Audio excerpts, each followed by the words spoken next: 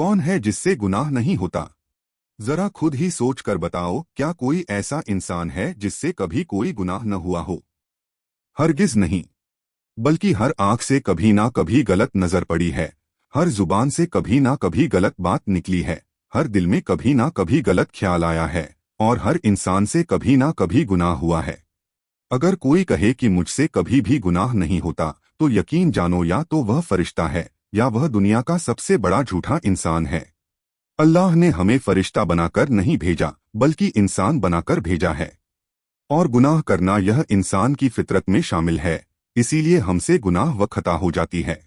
हदीस शरीफ में भी अल्लाह के रसूल ने फरमाया कि आदम की हर औलाद खताकार है, और खताकारों में सबसे बेहतर वो हैं जो बार बार तौबा करते हैं। याद रखो, शैतान उस वक्त खुश नहीं होता जब तुमसे गुनाह हो जाता है, बल्कि शैतान उस वक्त सबसे ज्यादा खुश होता है जब गुनाह के बाद तुम अल्लाह से मायूस हो जाते हो। वह तुम्हारे कान में कहता है कि अब तुम बहुत गुनहगार हो, तुम्हारी मगफिरत नहीं होगी, अब तौबा का कोई फायदा नहीं।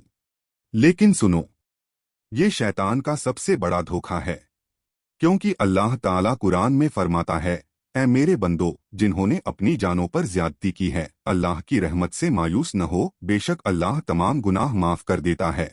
हदीस में आता है, अल्लाह ताला रात को अपनी रहमत का हाथ फैलाता है ताकि दिन में गुनाह करने वाला तौबा कर ले, और दिन को अपनी रहमत का हाथ फैलाता है ताकि रात में गुनाह करने वाला तौबा कर ले। लेकिन अफसोस, हम गुनाह तो करते हैं, लेकिन तौबा का नाम तक नहीं लेते।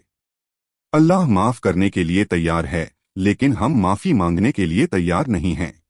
जरा सोचो, अगर तुम्हारा मोबाइल जरा सा भी गंदा हो जाए तो तुम उसे साफ करते हो, अगर तुम्हारे कपड़े मैले हो जाएं तो तुम उसे धोते हो, तो फिर जब तुम्हारा दिल गुनाहों से मैला हो जाए तो उसे तौबा के आंसुओं से क्यों नहीं धोते? क्या तुम्हारा ईमान तुम्हारे मोबाइल और कपड़े से भी कमतर है? याद रखो, तौबा अल्लाह के करीब कर देने का सबसे बड़ा हथियार है। तौबा गुनाहों को इस तरह मिटा देता है जिस तरह आग सूखे पत्तों को जलाकर राख कर देती है। इसलिए मेरे भाइयों और बहनों, अभी भी वक्त है। मौत ने अभी तक दरवाजा नहीं खटखटाया, रूह अभी जिस्म में है, और तौबा का दरवाजा अभी भी खुला है। बस एक बार सिर्फ रब के सामने खड़े हो जाओ और सिर्फ इतना कह दो, या अल्लाह, मैं गुनहगार हूँ, अब मैं तेरे पास वापस आ गया हूँ, मेरी तौबा को कबूल फरमा और मुझे माफ कर दे, तो यकीन जानो वह तुम्हें जरूर माफ कर देगा। अल्लाह ताला हमें सच्ची, खालिस और बार बार तौबा करने की तौफीक अता फरमाए। आमीन या रब्बुल आलमीन।